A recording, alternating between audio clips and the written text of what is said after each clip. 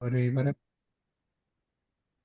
அருமையானவர்களே, நாங்கள் இணைந்திருப்பது சங்கமம் வானொலியின் செவ்வாய்க்கிழமைக்கான மாலை நேர ஒலிபரப்பு. இப்பொழுது டொரண்டோ நேரம் மாலை 2 மணி. இன்று 14 தேதி 7 மாதம் 14 தேதி ஜூலை மாதம் 14 தேதி ஆடி மாதம் 2026 செவ்வாய்க்கிழமை மாலை வேளையில் இணைந்திருக்கிறோம். எங்களுடன் தேவ ஊழியர் பாஸ்டர் ஆண்டனிஸ் ஏப்ரஹாம் அவர்கள் பிரைம் மினிஸ்டர் சார்பாக லண்டன் யூகேயிலிருந்து மாலை வேளையில் இணைந்திருக்கிறார்கள். அவருக்கு மாலை 7 மணி ஆகிறது. அந்த வேளையிலே இந்த வேளையிலும் தேவசதி கூடாக கடந்து செல்ல பரிசுத்த ஆவியானவர் தாமே அவர் கூடாக வழி நடத்துவாராக. இந்த வேளையிலும் அவருக்கு மாலை வணக்கங்களை கூறி வாழ்த்தி வரவேற்றுக் கொண்டு அவரையும் அவருடைய சபையையும் குடும்பத்தாரையும் வாழ்த்தி கொண்டு இந்த வேளையிலும் பரிசுத்த ஆவியானவர் நமக்காக எடுத்து வரப்போகிற தேவசதிக்காக முன்னதாக நன்றி கூறிக்கொண்டு அவரிடம் ஒப்படைப்போம். Praise the Lord pastor. Praise the Lord. ஆமீன். இணைந்திருக்கிறவங்களை வாழ்த்தி வரவேற்றுக் கொண்டு இந்த வேளையிலும் உங்களிடம் ஒப்படைக்கிறோம். கேட்கின்ற ஒவ்வொருவரும் விடுதலை பெற்றுக் கொள்வார்களாக. வானொலிக்கு ஊடாக இணைந்து கேட்டுக்கொண்டிருக்கிற ஒவ்வொருவர் சார்பிலும் எங்கள் சார்பிலும் வாழ்த்தி வரவேற்றுக் கொண்டு உங்களிடம் ஒப்படைக்கிறோம். வழிநடத்துக்கு பாஸ்டர். God bless. ஆமென். இயேசு கிறிஸ்துவின் இணையற்ற நாமத்தினால் உங்கள் அனைவரையும் வாழ்த்தி வரவேற்கிறேன். கர்த்தர் நல்லவர், நமக்காக யாவற்றையும் 100% செய்து முடித்தார். ஆமென். இன்றைய நாளிலும் அதை நாங்கள் விசுவாசிப்போம், பெற்றுக்கொள்வோம். அப்பொழுது தேவனுடைய நாமம் மகிமைப்படும். ஆமென். நாங்கள் மாத்திரமல்ல, மற்றவர்களும் நம்முடைய விடுதலையை பார்த்து விசுவாசித்து அவர்களும் விடுதலை அடைவார்களாக. பிதாவே, இந்த வார்த்தைக்காக உமக்கு நன்றி. இந்த வார்த்தை ஜீவன் உள்ளதாய், உயிர்ப்பிக்கிறதாய், கட்டுகிறதாய், நாட்டுகிறதாய், புதுப்பிக்கிறதாய், உருவாக்குறதாய் இருக்கிறது. ஆகவே இது நம் அனைவரை மேற்கொள்ளுவதாக, பலுகி பெருக பண்ணுவதாக, இயேசுவின் இணையற்ற நாமத்தினால். ஆமென். எடுப்போம், வாசிப்போம். யோவான் 1 முதலாம் வசனத்திலிருந்து 5 வரைக்கும் நாங்கள் வாசிப்போம். ஆதியிலே வார்த்தை இருந்தது, அந்த வார்த்தை தேவனிடத்தில் இருந்தது, அந்த வார்த்தை தேவனாய் இருந்தது. ஆமென். நாங்கள் பேசுகிற நன்மையான வார்த்தைகள், ஆசீர்வாதமான வார்த்தைகள், நிச்சயமாக விடுவிக்கிற வார்த்தைகளாய், தேவனுடைய வார்த்தைகளாய், தேவனாய் கிரியை செய்கிற வார்த்தைகளாய் அவைகள் இருக்கிறது. அவர் ஆதியிலே தேவனோடு இருந்தார், சகலமும் அவர் மூலமாய் உண்டாயிற்று, உண்டானதொன்றும் அவராலே அல்லாமல் உண்டாகவில்லை. அவருக்குள் ஜீவன் இருந்தது. கவனியுங்கள், இயேசு கிறிஸ்துவுக்குள், தேவனுக்குள், பரிசுத்த ஆவியானவருக்குள் இருப்பது என்ன? ஜீவன். ஆமென். ஆகவே அவருக்குள் ஜீவன் இருந்தது, அந்த ஜீவன் மனுஷருக்கு ஒளியாக இருந்தது. பிரியமானவர்களே, மிக மிக முக்கியம். தேவன் நம்மோடு இருக்கிறார் என்று நாங்கள் அறிக்கையிடுகிறோம். அப்படியானால் நமக்குள்ளே ஒளி இருக்கிறது, ஜீவன் இருக்கிறது. ஆமென். மரணம் இல்லை, சுகயீனம் இல்லை, பலவீனம் இல்லை, தரித்திரம் இல்லை, போராட்டங்கள், வேதனைகள், துன்பங்கள் இல்லை. ஏனென்றால் இவைகள் எல்லாம் இருளோடு இணைக்கப்பட்டது. ஆனால் அவருக்குள் ஜீவன் இருந்தது, அந்த ஜீவன் மனுஷருக்கு ஒளியாக இருந்தது. வேதனைகளாய் அல்ல, துன்பங்களாய் அல்ல, போராட்டங்களாய் அல்ல, சோதனைகளாய் அல்ல, மனுஷருக்கு ஒளியாக, ஜீவனாக இருக்கும். அல்லது இருக்கும் என்றல்ல, இருந்தது. அந்த ஒளி, கவனியுங்கள், அந்த ஒளி இருளிலே பிரவேசிக்கிறது. அப்ப தேவ ஒளி நமக்குள்ளே வரும் பொழுது நம்முடைய வாழ்க்கையில எப்பேற்பட்ட இருளா இருந்தாலும் சரி, அந்த இருள் என்ன செய்ய முடியாது? தேவ ஆசீர்வாதங்களை, விடுதலைகளை தடுத்து நிறுத்த முடியாது. அந்த ஒளி இருளிலே பிரவேசிக்கிறது, இருளானது அதை பற்றி கொள்ளவில்லை. இருளினால் தடுத்து நிறுத்த முடியாது தேவ ஆசீர்வாதத்தை, தேவனுடைய விடுதலையை, தேவனுடைய ஜீவனை, சமாதானத்தை, சந்தோஷத்தை, பலத்தை, தேவன் நமக்கு கொடுத்திருக்கிற பலத்தை இருளானது பற்றி கொள்ள முடியாது, தடுத்து நிறுத்த முடியாது. அதற்கு வல்லமை இல்லை. நமக்கு தெரியும், ஒரு இடத்துல இருளா இருக்கும் பொழுது அந்த இடத்துல ஒளியை கொண்டு வந்தார், இருள் தானாக ஓடி போகும். ஆகவே தேவனுக்குள் ஜீவன் இருந்தது, அந்த ஜீவன் நமக்கு ஒளியாக கொடுக்கப்பட்டிருக்கிறது. ஆமென். அந்த ஒளி இருளிலே பிரவேசிக்கிறது. இருளானது அதை பற்றி கொள்ளவில்லை. உலகத்திலே வந்த எந்த மனுஷனை பிரகாசிப்பிக்கிற ஒளியே அந்த மெய்யான ஒளி. அப்ப கவனிங்கள், நாங்கள் விடுதலையோடு கூட நிறுத்தி கொள்ளுகிறோம். தேவன் வந்தார், எங்களை பாவத்திலிருந்து விடுதலை ஆக்கினார், இதோடு நிறுத்தி கொள்ளுகிறோம். ஆனால் வசனத்தை கவனிங்கள், உலகத்திலே வந்த எந்த மனுஷனையும், எப்பேற்பட்ட பாவியா இருந்தாலும், எப்பேற்பட்ட தகுதியற்றவனா இருந்தாலும், அந்த மனுஷனை விடுவிக்கிற தேவனாக மாத்திரம் அல்லாமல் பிரகாசிப்பிக்கிற ஒளியே அந்த மெய்யான ஒளி. எழுந்து பிரகாசிப்பிக்க பண்ணுகிற ஒளி. ஆமென். ஆகவே நாங்கள் சாதாரணமாய் விடுவிக்கப்படவில்லை, பிரகாசிக்கிறவர்களாய், தேவனை வெளிப்படுத்துகிறவர்களாய், தேவனுடைய வல்லமை நிறைந்தவர்களாய், தேவனுடைய சுபாவத்தினால் நிரப்பப்பட்டவர்களாய், தேவனுடைய பிள்ளைகளாய் நாங்கள் ஆக்கப்பட்டிருக்கிறோம். அதுதான் அந்த ஒளியினுடைய வேலை. அவர் உலகத்தில் இருந்தார், உலகம் அவர் மூலமாய் உண்டாயிற்று, உலகமோ அவரை அறியவில்லை. எல்லாவற்றையும் நமக்குள்ளே உண்டாக்கி விட்டார், புதிதாக உருவாக்கி விட்டார், நம்மை புதிய பிறவியாக மாற்றி விட்டார். ஆனால் நாங்கள் இன்னும் அதை அறிந்து கொள்ளவில்லை. நாங்கள் இப்பொழுதும் என்ன சொல்லிக் கொண்டிருக்கிறோம்? பாவத்திலிருந்து விடுதலை ஆக்கினார், இன்னும் சிலர் ஒரு நாள் எங்களை விடுதலை ஆக்குவார் என்று சொல்லிக் கொண்டிருக்கிறோம். அவர் தமக்கு சொந்தமானதிலே வந்தார், அவருக்கு சொந்தமானவர்களோ அவரை ஏற்றுக்கொள்ளவில்லை. கவனியுங்கள், நாங்களும் இப்பொழுது இஸ்ரவேல் ஜனங்களைப் போல அவருக்கு சொந்தமானவர்கள். ஆனால் அவர் கொடுத்த எல்லாவற்றையும் நாங்கள் ஏற்றுக்கொள்ளவில்லை. அவர் அவரையே கொடுத்திருக்கிறார், அவருடைய ஜீவனையே கொடுத்திருக்கிறார். நம்மை அவரோடு கூட எழுப்பி உன்னதங்களிலே அவரோடு கூட உட்காரவும் பண்ணி இருக்கிறார். ஆனால் இவைகளை நாங்கள் இன்னும் ஏற்றுக்கொள்ளவில்லை. அவருடைய நாமத்தின் மேல் விசுவாசம் உள்ளவர்களாய் அவரை ஏற்றுக்கொண்டவர்கள் எத்தனை பேர்களோ அத்தனை பேர்களும் தேவனுடைய பிள்ளைகள் ஆகும்படிக்கு அவர்களுக்கு அதிகாரம் கொடுத்தார். அவர்கள் இரத்தத்தினாலாவது, கவனிங்கள், இதுதான் மிக மிக மிக முக்கியமான வசனம். அவர்கள் இரத்தத்தினாலாவது, மனுஷ சித்தத்தினாலாவது, புருஷனுடைய சித்தத்தினாலாவது பிறவாமல். அப்ப மாமிசத்தோடு எங்களுக்கு எந்த கனெக்ஷனும் இல்லை. எங்களுடைய அப்பா அம்மா, எங்களுடைய ஜெனரேஷன், இவைகளோடு எந்த கனெக்ஷனும் இல்லை. நாங்கள் எந்த நாள் தேவனுடைய பிள்ளைகள் ஆக்கப்பட்டோமோ எல்லாவித மாமிச கனெக்ஷனும் என்ன செய்யப்பட்டாயிற்று? கட்டோ பண்ணப்பட்டாயிற்று. அப்ப இரத்தத்தினாலாவது, மாமிச சித்தத்தினாலாவது, மனுஷருடைய புருஷனுடைய சித்தத்தினாலாவது பிறவாமல் தேவனாலே பிறப்பார்கள் அல்ல.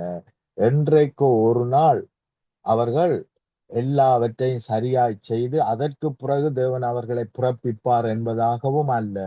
தேவனாலே பிறந்தவர்கள் இப்பொழுதே அப்படியாக இருக்கிறோம். தேவனால் பிறப்பிக்கப்பட்டிருக்கிறோம்.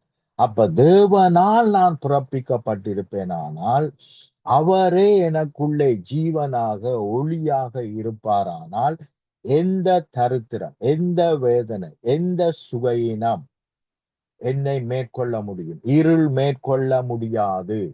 வேதனைகள், துன்பங்கள், தரித்திரங்கள், பற்றாக்குறைகள், தடைகள், தாமதங்கள், பிசாசின் கிரிகைகள், பில்லி சூனியங்கள், இவை எதுவும் நம்மை மேற்கொள்ள முடியாது. ஏனென்றால் கிறிஸ்து நமக்குள்ளே ஜீவனாக ஒளியாக இருக்கிறார். ஆமென். 1 கொரிந்தியர் 15ஆம் அதிகாரம் 45 49 வசனம் வரைக்கும் நான் உங்களுக்காக வாசிக்கிறேன். கவனிங்கள். அந்தப்படியே முந்தின மனுஷனாகிய ஆதாம் ஜீவ ஆத்துமாவானான் என்று எழுதியிருக்கிறது. பிந்தின ஆதாம் உயிர்ப்பிக்கிற ஆவியானவர். கவனிங்கள், பிந்தின ஆதாம் இயேசு கிறிஸ்து உயிர்ப்பிக்கிற ஆவியானவர்.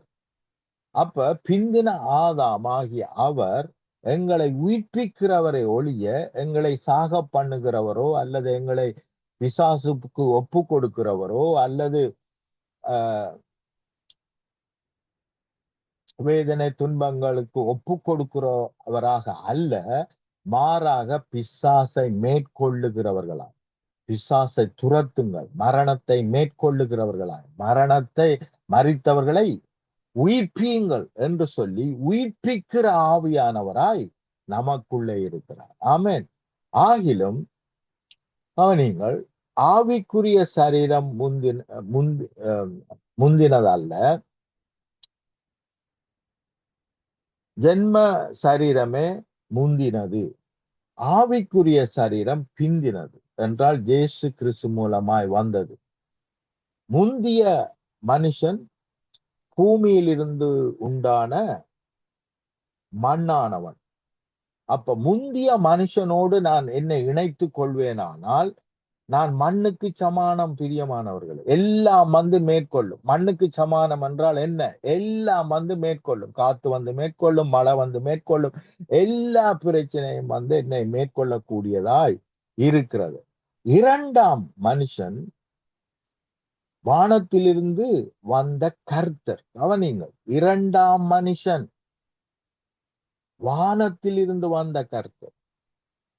மண்ணானவன் எப்படிப்பட்டவனோ மண்ணானவர்களும் அப்படிப்பட்டவர்களே. அப்ப ஆதாம் எப்படிப்பட்டவனோ சபிக்கப்பட்டவனாய் வேதனை துன்பம் நிறைந்தவனாய் இருக்கிறவன், அவனோடு நாங்கள் இணைக்கப்பட்டு இருப்போமானால் மண்ணானவர்களும் அப்படிப்பட்டவர்களே.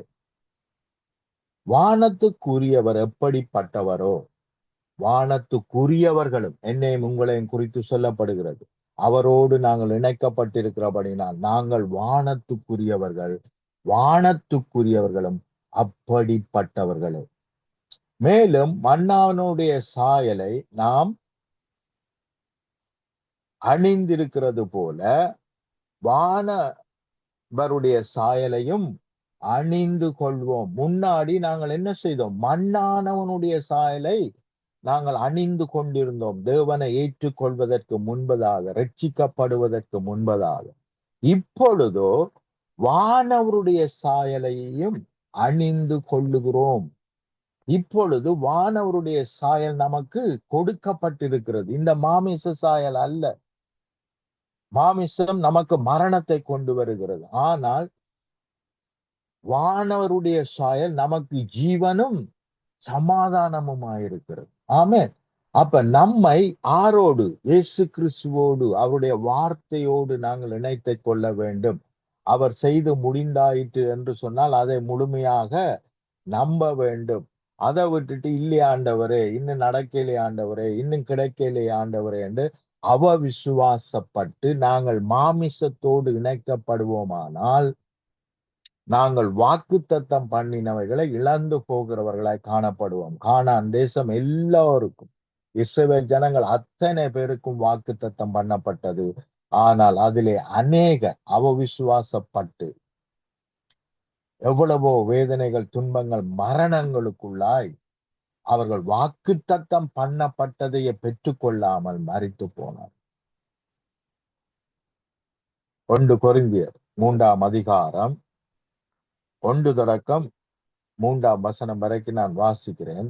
மேலும் சகோதரரே, நான் உங்களை ஆவிக்குரியவர்கள் என்று எண்ணி உங்களோடு பேசக்கூடாமல் மாமிசத்துக்குரியவர்கள் என்றும் கிறிஸ்துவுக்குள் குழந்தைகள் என்றும் எண்ணி பேச வேண்டியதாயிற்று. நீங்கள் பலன் இல்லாதவர்கள் ஆனதால். அப்ப கவனிங்கள், பலன் இல்லாதவர்களாயிருக்கிறீர்கள். அப்ப என்று சொன்னால் எல்லாம் நம்மை மேற்கொள்ள முடியும். பலன் இல்லாமல் இருக்கிறோம். ஏனென்றால் நாங்கள் ஆவிக்குரியவர்களாக தேவனோடு இணைக்கப்பட்டிருக்கிறோம். அவரோடு கூட சமாதானம் பண்ணப்பட்டிருக்கிறோம். அவரோடு கூட உன்னதங்களிலே உட்கார்ந்து இருக்கிறோம். நாங்கள் இப்பொழுது தனியாக இல்லை. உலகத்தில் இருக்கிறவனை பார்க்கலும் நமக்குள் இருக்கிறவர் பெரியவர் என்று நாங்கள் அறிக்கையிடுகிறோம். அதை அப்படியே நாங்கள் விசுவாசிப்போமானால் நிச்சயமாக மேன்மையான மகிமையான காரியங்கள் நமக்கூடாக நடக்கும், நம்மை மேற்கொள்ளும். ஆமென். நீங்கள் பலன் இல்லாதவர்களானதால் உங்களுக்கு போஜனம் கொடுக்காமல் பாலை குடிக்க கொடுத்தேன். இன்னமும் நீங்கள் மாமிசத்துக்குரியவர்களாய் இருக்கிறபடினால், அப்ப என்ன சொல்லுகிறார்? இயேசுவை ஏற்றுக்கொண்டோம் என்று சொல்லிக்கொண்டு மாமிசத்தோடு இணைக்கப்பட்டிருக்கிறீர்கள். இப்பொழுதும் உங்களுக்கு பலன் இல்லை. கவனியுங்கள், இப்பொழுதும் உங்களுக்கு பலன் இல்லை.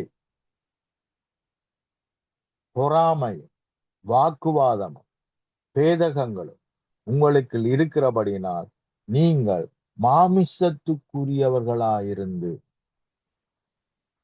மாம்ச மார்க்கமாய் நடக்கிறீர்கள் அல்லவா? அப்ப கவனி, நாங்கள் தேவனுடையவர்களாய், தேவனுடைய சாயல், தேவனுடைய ரூபம், தேவனுடைய சுபாவம் உடையவர்களாய், நாங்கள் வானத்துக்குரியவர்களாய் இருக்க வேண்டிய நாங்கள் பூமிக்குரிய மனுஷனோடு மண்ணான மனுஷனோடு இணைத்து கொண்டு இருக்கிறபடினால் மண்ணான குணாதிசயங்கள் நமக்குள்ளே கிரிகை நடப்பிக்கிறது. 1 பேதுரு 1 அதிகாரம் 3-4 வசனங்களை வாசிக்கிறேன். நம்முடைய கர்த்தராகிய இயேசு கிறிஸ்துவின் பிதாவாகிய தேவனுக்கு ஸ்தோத்திரம் உண்டாவதாக. அவர் இயேசு கிறிஸ்து மரித்தோரிலிருந்து எழுந்ததினாலே அழியாததும், கவனிங்க, அழியாததும் மாசற்றதும் வாடாததுமாகிய சுதந்திரத்துக்கு ஏதுவாக ஜீவனுள்ள நம்பிக்கை உண்டாகும்படி தமது மிகுந்த இரக்கத்தின்படியே நம்மை மறுபடியும் ஜனிப்பித்தார். அல்லேலூயா. இப்பொழுது வானத்துக்குரியவர்களாய் நாங்கள் என்ன செய்யப்பட்டிருக்கிறோம்? பிறப்பிக்கப்பட்டிருக்கிறோம். கவனிங்கள், இயேசு கிறிஸ்துவை பற்றி சொல்லும் பொழுது அவர் வானத்துக்குரிய வானவருடைய சாயலாய் பிறந்தார் என்று நாங்கள் பார்க்கிறோம். ஆனால் எங்கே பிறந்தார்? இந்த பூமியிலே பிறந்தார். மாமிச சரீரத்தோடு பிறந்தார். ஆனால் வானத்துக்குரியவராய் பிறந்தார். அதே போலத்தான் நாங்கள் இந்த பூமியிலே இப்பொழுது பிறந்திருந்தாலும் மறுபடியும் தேவனால் பிறப்பிக்கப்பட்டிருக்கிறோம்.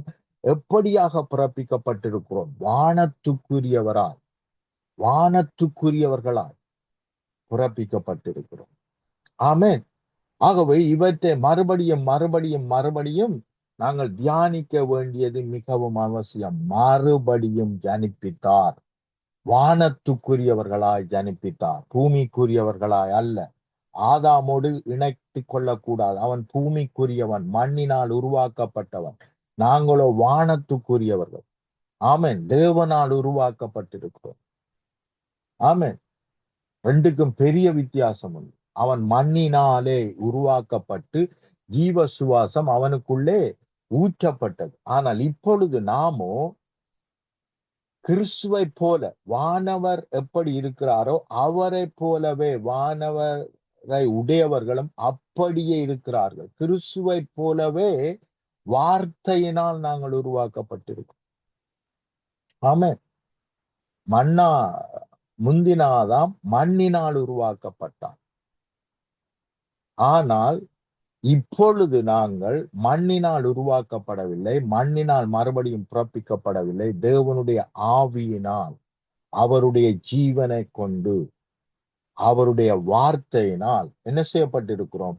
மறுபடியும் பிறப்பிக்கப்பட்டிருக்கிறோம். ஆமென். ஆகவே நாங்கள் மேன்மையாக பிறந்திருக்கிறோம். ஆமென். அப்ப சாதாரணமாய் அல்ல. அப்ப ஆதாமோடு இணைத்துக் கொள்ளக்கூடாது. நான் மாமிசம் தானே என்று நினைக்க கூடாது. நான் மாமிசம் அல்ல, மாமிசத்துக்குரியவன் அல்ல. அநேகர் எனக்கு சொல்லி இருக்கிறார், நாங்கள் மாமிசம் தானே பாஸ்டர். ஆனால் 1 கொரிந்தியர், தயவு செய்து மறுபடியும் மறுபடியும் படியுங்கள். 1 கொரிந்தியர் 15 அதிகாரம் 45 வசனத்திலிருந்து 49 வசனம் வரைக்கும் வாசியுங்கள். 49வது வசனம், மேலும் மண்ணானவனுடைய சாயலை நாம் அணிந்திருக்கிறது போல என்றால், ஒரு காலத்திலே அப்படி அணிந்திருந்தோம். ஆனால் இப்பொழுதோ கிறிஸ்துவுக்கு உட்பட்டவர்களாய் வானவருடைய சாயலை அணிந்திருக்கிறோம். அணிந்து கொள்வோம் என்றால் அநேகர் அணிந்து கொள்ளவில்லை. என்றால் இன்னும் அவர்கள் தங்களை வானத்துக்குரியவர்கள் என்று எண்ணவில்லை. மறுபடியும் வாசிப்போம். சில வசனங்களை உங்களுக்கு காண்பித்துக் கொடுக்க விரும்புகிறேன்.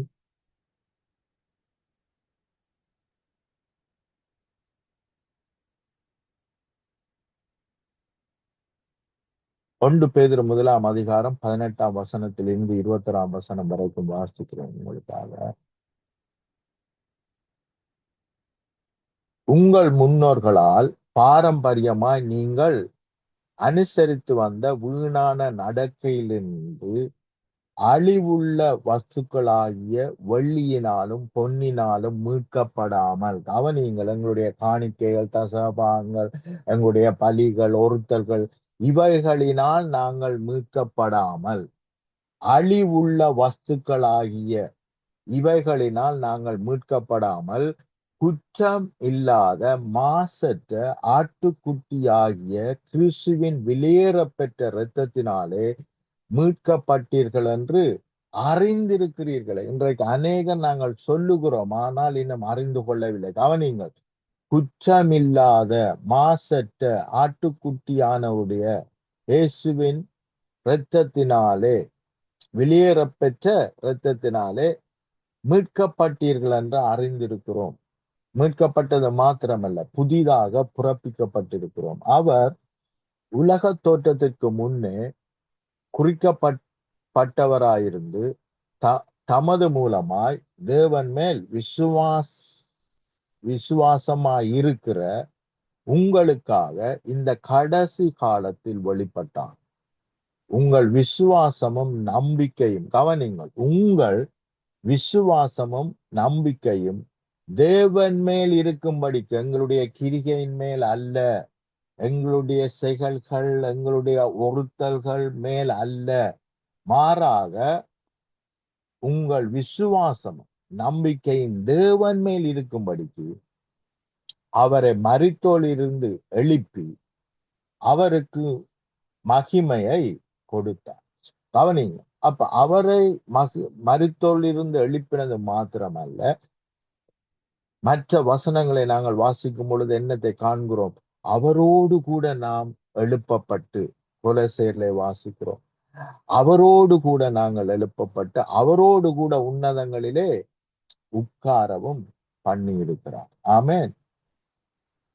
1 அதிகாரம் பேதுரு 1 வசனம் 23, 25 வசனங்களை தொடர்ந்து வாசிக்கிறேன். கவனிங்கள், அழிவுள்ள வித்தினாலே அல்ல, என்றென்றைக்கும் நிற்கிறதும் ஜீவன் உள்ளதுமான தேவ வசனமாகிய அழிவில்லாத வித்தினாலே மறுபடியும் ஜனிப்பிக்கப்பட்டீர்கள். அப்ப 2 காரியம் நடந்திருக்கிறது. ஒன்று நாங்கள் என்ன செய்தோம்? பாவ மன்னிப்பாகிய மீட்பை அவருடைய இரத்தத்தினால் பெற்றுக்கொண்டோம்.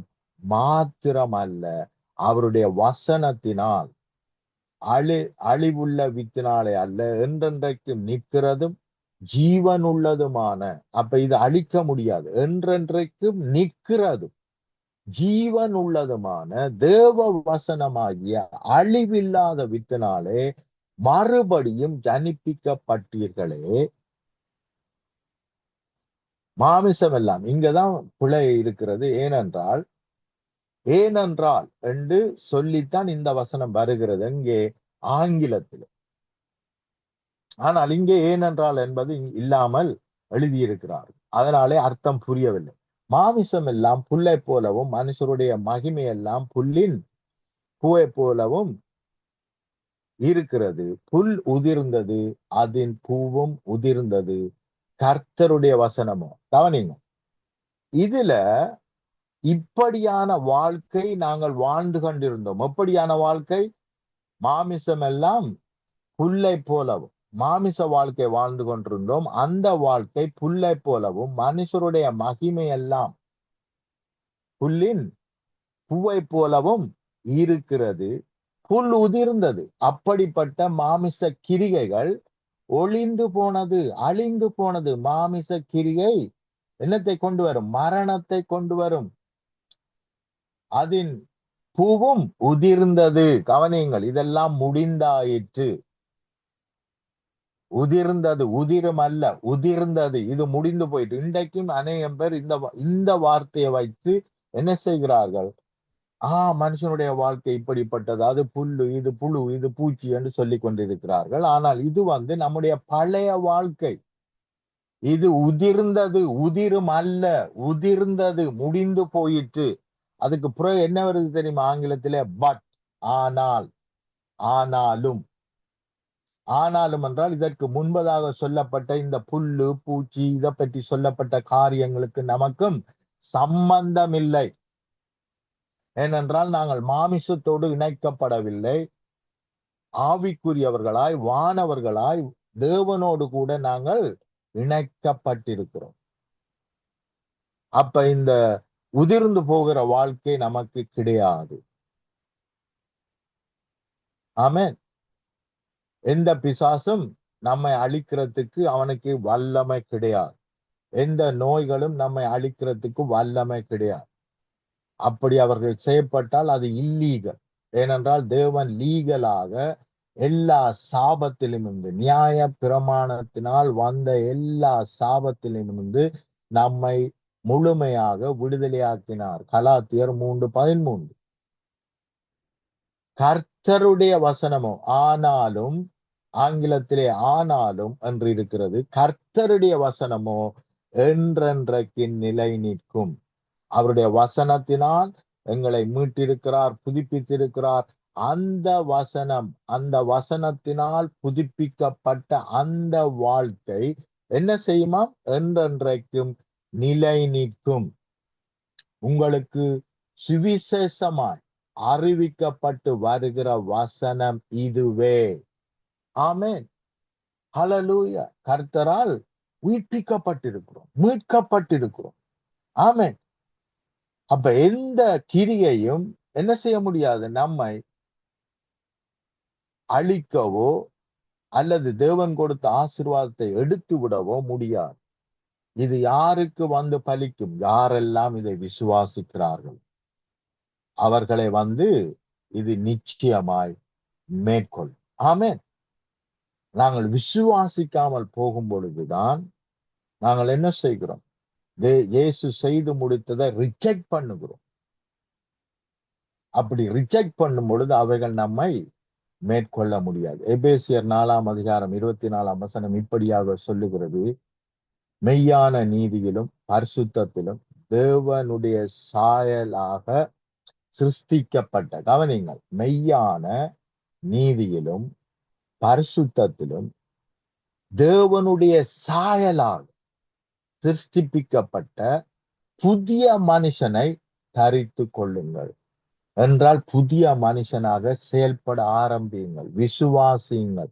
தேவனோடு இணைக்கப்பட்டவர்களாய், தேவனுடைய பிள்ளைகளாய் உங்களுடைய சிந்தையை மாற்றி மாமிசத்தோடு இணைக்காமல் தேவனோடு இணைக்கப்பட்டவர்களாய், தேவன் என்னோடு கூட இருக்கிறார், நான் அவனோடு கூட இருக்கிறேன் என்று எண்ணம் கொண்டவர்களாய் என்ன செய்யுங்கள்? நடந்து கொள்ளுங்கள். ஆமென். 2 பேதுரு 1:2 4 வரைக்கும் உங்களுக்கு வாசிக்கிறேன். தேவனையும் நம்முடைய கர்த்தராகிய இயேசுவையும் அறிகிற அறிவினால் உங்களுக்கு கிருபையும் சமாதானமும் பெரிய கடவுள். கவனிங்கள், அறிகிற அறிவினால் தான் இவைகள் நம்முடைய வாழ்க்கையிலே பெருகும். அறிந்தால்தான் விசுவாசிக்க முடியும். விசுவாசித்தால் தான் இவைகள் நம்மை மேற்கொள்ள முடியும். தம்முடைய மகிமையினாலும் காருண்யத்தினாலும் நம்மை அழைத்தவரை அறிகிற அறிவினாலே ஜீவனுக்கும் பக்தி விருத்திக்கும் வேண்டிய யாவற்றை, என்றால் பரிசுத்த வாழ்க்கைக்கும் தேவனோடு உள்ள வாழ்க்கைக்கும் இந்த மாமிச பிரகாரமான வாழ்க்கைக்கும் தேவையாகிய யாவற்றையும் அவருடைய திவ்ய வல்லமையான நமக்கு தந்தருளினதும் அன்றி என்றால் ஏற்கனவே கொடுக்கப்பட்டாச்சு. இச்சையினால் உலகத்தில் உண்டான கேட்டுக்கு தப்பி திவ்ய சுபாவத்துக்கு பங்குள்ளவர்கள் ஆகும் பொருட்டு மகா மேன்மையும் அருமையுமான வாக்கு தத்தங்களும் அவைகளினாலே உங்களுக்கு அருளப்பட்டிருக்கிறது. அப்ப தேவ வார்த்தையினால் இவைகள் எல்லாம் நமக்கு அருளப்பட்டாயிற்று. இன்றைக்கு இவைகளை விசுவாசிப்போமானால் தேவனுடைய மகிமையை நிச்சயமாய் காண்போம். ஆமென். ஜெபம் பண்ணுவோம். அன்பின் பிதாவே, இந்த வேலைக்காக உமக்கு நன்றி செலுத்துகிறோம்.